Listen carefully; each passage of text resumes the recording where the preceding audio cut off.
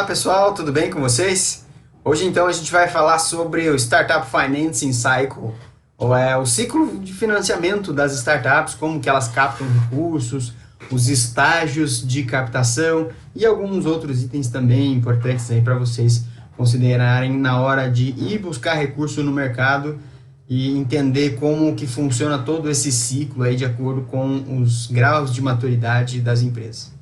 Bom, então vamos lá. Vocês estão vendo aqui um gráfico e primeiro eu gostaria de colocar uma observação bem importante, que é esse gráfico aqui, muitas vezes ele aparece pro mercado e aqui do lado esquerdo você vê com muita facilidade o faturamento.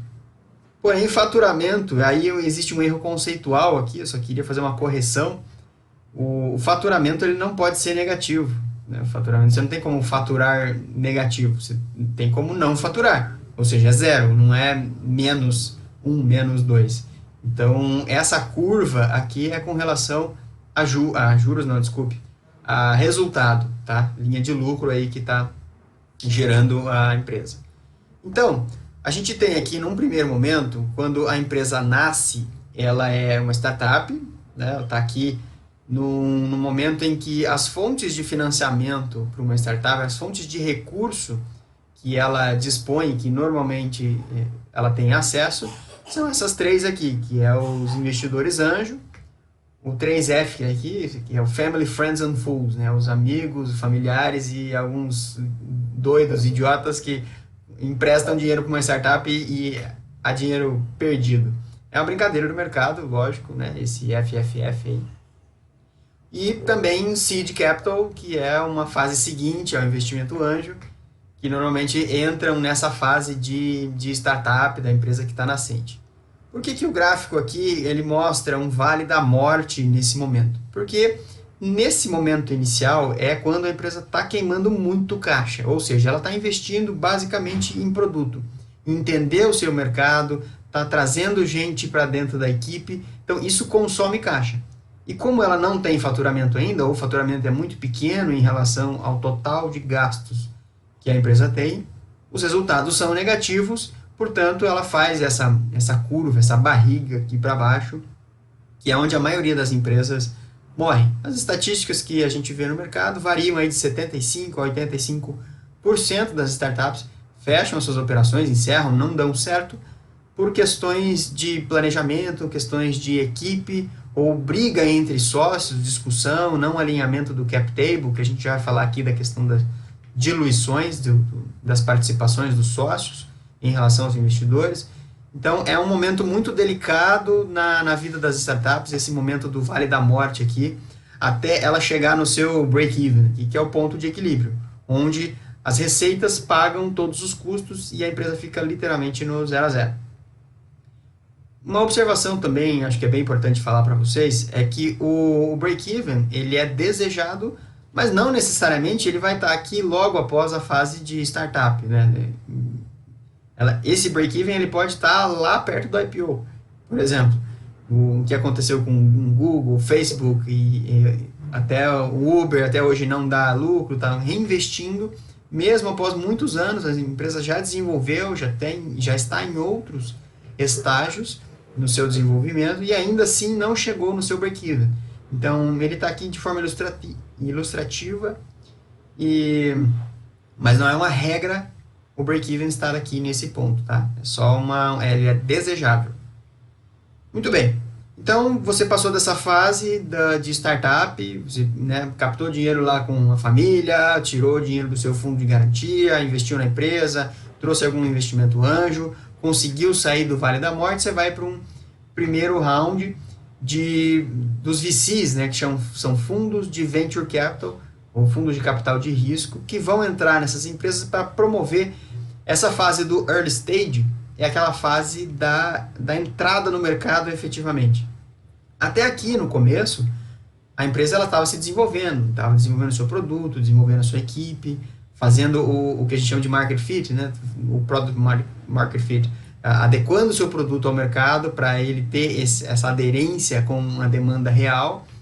E aqui, após tudo isso, no early stage, tem-se essa curva muito acentuada que é uma fase de entrada no mercado e expansão. Ou seja, esse é o objetivo dos fundos de VC nesse momento. Os primeiros e segundos rounds de investimento, a gente está falando de um dinheiro que vem para isso, para financiar o crescimento, a expansão da empresa, tendo em vista que ela criou uma máquina, criou um produto, um serviço capaz de escalar. Então, isso aqui é a escalada, que tanto se fala, né? É escalável. Ela cresceu absurdamente em lucros, em pouco tempo, vejam a inclinação dessa curva, e conseguiu ir adiante. Então, o early stage, quando você ouvir, são essas fases iniciais dos rounds, primeiro, segundo, normalmente, promovidos pelos fundos de VC.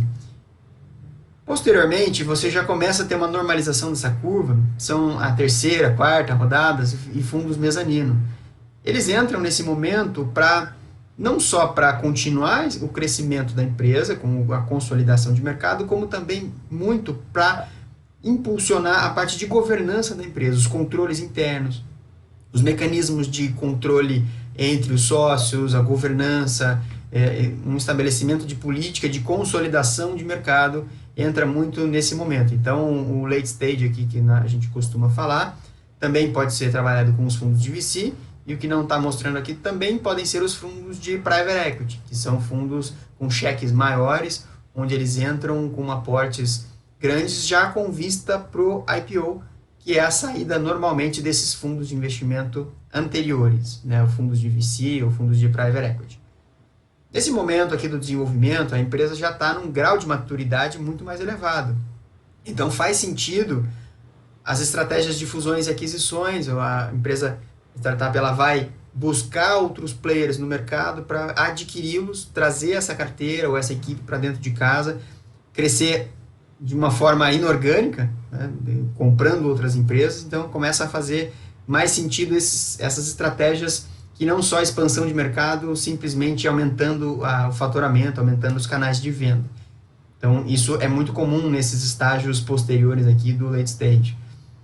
Fundo mezanino, para quem está se perguntando aí, é literalmente, quando você já viu um mezanino numa construção, numa loja, por exemplo. Ele fica um pouco mais elevado, não está lá no teto, mas ele está elevado dentro da loja. O fundo faz a mesma situação, ele sobe nesse mezanino, empresta o dinheiro para a organização, para a empresa, e vê como que ela vai se comportar. Então, dali de cima, ele está olhando para baixo o comportamento da empresa. Se ela realmente performar muito bem, ele pode se tornar sócio. Se ela não performar tão bem, esse fundo sai e realiza o seu resultado apenas desse trabalho com o dinheiro. Então, ele não se envolve societariamente. É basicamente essa a função do fundo mezanino, financiar também as operações para chegar ali no IPO. Não é uma regra, isso acontece nem sempre, é de vez em quando. E, por último, o que não é necessariamente o último, é o IPO, a abertura, né, o Initial Public Offering, que é a oferta inicial das ações, quando a empresa é lançada na bolsa. Exemplo mais clássico e claro agora, muito recente, o da XP, na Nasdaq, que acabou de ser listada em bolsa. Então, ela chegou nesse estágio. Então, todas as ações da empresa estão no mercado, à disposição de investidores dos mais diversos, fundos constitucionais, fundos soberanos, investidores pessoa física, fundos de investimentos, os mais diversos. Ela realmente está listada numa bolsa, de uma forma pública, onde muita gente tem acesso e todas as informações são públicas. E, como tal, o nível de governança exigida é muito maior. A empresa precisa ser muito transparente em seus controles, muito transparente em suas práticas, e é por isso que é tão difícil abrir o capital. Não é para qualquer um, a empresa precisa ter um grau de maturidade muito grande, muito adiantado. Por isso que normalmente isso acontece lá para frente, depois de todos esses ciclos que aí nós falamos agora há pouco. Após o IPO, também existem as ofertas secundárias, os follow-ons, como são chamados no mercado, que a empresa ela pode fazer novas ofertas de ações no mercado para captar ainda mais recursos. Tá bom?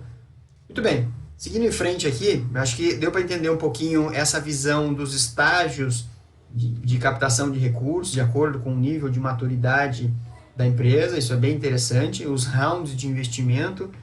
E acho que o que é importante também frisar aqui, que é um dado histórico, são os tickets médios, né? Porque a gente está vendo ali essa oscilação essa entrada de um tipo de fundo, outro tipo, são perfis diferentes, mas quanto que está envolvido nessas rodadas, nessas captações. Aí eu trouxe aqui, é um artigo da Endeavor, o autor ele teve o cuidado de pegar uma base de dados, que é o PitchBook, e relacionou aqui algumas séries. Obviamente que no mercado dos Estados Unidos a quantidade de dados é bem maior do que aqui no Brasil, mas ele conseguiu traçar um paralelo aqui, onde nós temos, falando em termos nominais, ou seja, sem conversão de dólar para real, no Brasil a gente tem as rodadas de seed em torno de 1,7 milhão de reais. E nos Estados Unidos, 1,5. Muito próximo, muito parecido, né, olhando nominalmente, como eu falei. Na Série A, que seria o primeiro round, a primeira rodada de investimento com fundos de VC, você tem aí muito próximos valores também, 5,2 milhões na Série A aqui no Brasil e nos Estados Unidos 5 milhões. Na Série B, isso já vai para 15 milhões, quase 16, e 12 milhões nos Estados Unidos. São muito próximos os valores, mas para você ter uma noção do tamanho do cheque, do dinheiro, da rodada que está envolvida de acordo com essas etapas. E Série C, mezanino, IPO, só cresce, os valores são muito maiores. Né? Acho que é importante frisar também, mostrar para vocês a participação do investidor ao longo do tempo e o que tem sido praticado no mercado hoje em termos de startup. Então, vamos começar aqui com o investimento anjo. Veja que essa linha vermelha começou ali nos anos 2012 lá com 15%, 17%, veio caindo e hoje está em torno de 20%. Vejam que tem uma tendência aqui, tanto do capital semente, do Série A e do Série B, uma queda nessas taxas de juros, não, de participação. É a participação que o investidor exige. Por exemplo, ele vai colocar 1 milhão e vai pegar 20% ou pegar 25%. Então, essa participação. Por que esses valores, ao longo do tempo, vêm caindo? A grande explicação que nós temos para isso é que, na medida em que os negócios estão acelerando a nível mundial, faz-se necessário cada vez mais aportes de uma forma mais rápida e com volumes maiores. Ou seja, o ciclo está sendo encurtado ao longo do tempo. E por que o investidor vai pegar um percentual menor? Justamente para facilitar a rodada posterior. Se ele der uma mordida muito grande no começo da empresa, por exemplo, o anjo, ele vier aqui e falar, não, não quero 20%, quero 30%, 40%, pelo mesmo investimento, significa que na rodada posterior o fundo de VC não vai ter interesse.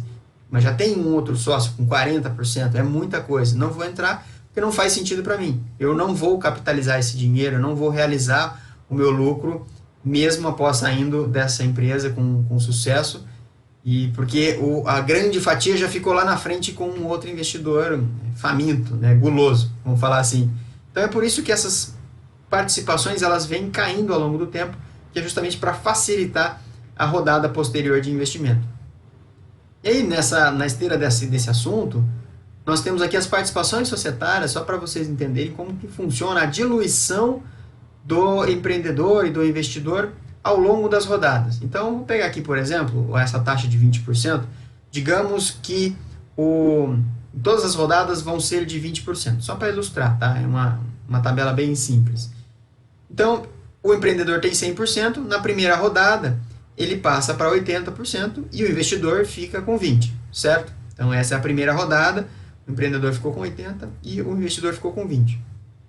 Quando ele vai para uma segunda rodada, mantendo a taxa de participação de 20% do segundo investidor, de um fundo que entra aqui na segunda rodada, 20% sobre 80% diminui, vem para 64%, 20% sobre 20% vem para 36%, ou seja, diminuiu a participação do empreendedor e os investidores ficaram com 36%, os dois, né? Porque aqui você tem o investidor da primeira rodada e mais o investidor da segunda rodada. Então diluiu a participação. E assim sucessivamente.